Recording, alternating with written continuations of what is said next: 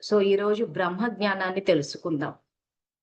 ఆధ్యాత్మికంగా భగవంతుని బ్రహ్మ జ్ఞానము అని అంటారు. అసలు బ్రహ్మం అంటే ఏంటి అన్నది మళ్ళీ ఒక్కసారి మనం భగవద్గీతను రెఫర్ చేద్దాము. సో రెఫర్ చేసి ఈరోజు 8th చాప్టర్‌లో పరిశీలించి చదివితే మన ప్రతి ప్రశ్నకు సమాధానం వచ్చేస్తది. మరి మనకు భాష అర్థం కాదు గదా! అంటే ఇప్పటికి ఇదిగో ఈ శ్లోకాలు అక్షరం బ్రహ్మ పరమం స్వభావం అని ఈ శ్లోకాలు బై హార్ట్ కొట్టేస్తున్నారు ఈ భగవద్గీత పారాయణం బ్యాచ్‌లంతా. సో వీళ్ళందరినీ ఒకసారి అడగండి అసలు భగవంతుడు నిరాకారుడన్న విషయాన్ని గ్రహించారా అనంటే చెప్పలేకపోతారు.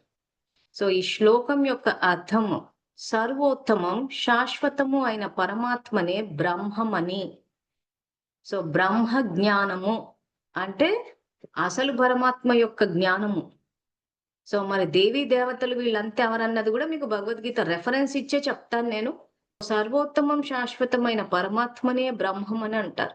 ఆత్మ పరమాత్మ తత్వాన్ని ఆధ్యాత్మికమని చెబుతారు. సమస్త జీవుల ఉత్పత్తికి ఉనికికి కారణమైన త్యాగపూర్వం యజ్ఞ రూపమైన కార్యమే కర్మ.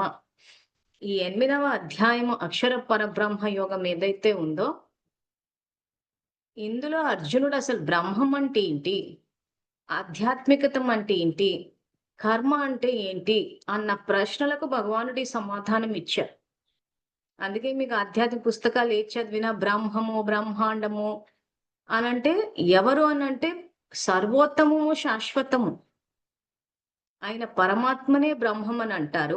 ఆత్మ పరమాత్మ తత్వాన్ని. సో ఆత్మ పరమాత్మ తత్వం ఏంటి, ఇక్కడ ఆత్మతత్వం ఏంటని మనం ఇన్ని రోజులు చెప్పుకున్నాం.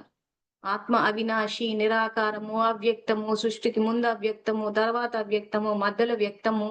సో ఇవన్నీ మనం తెలుసుకున్నాం. సో ఆత్మ పరమాత్మ తత్వాన్ని తెలుసుకోవడమే ఆధ్యాత్మికం అని అంటారు.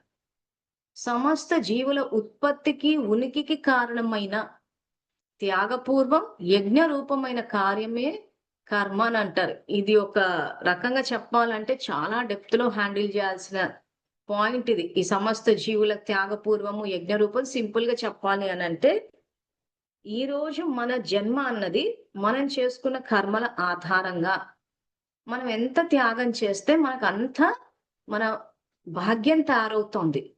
సో మనం చేసే కర్మలు త్యాగంతో యజ్ఞ రూపమై ఉండాలి అంటున్నాడు. సో త్యాగం అంటే ఏం చెయ్యాలి ఇక్కడ,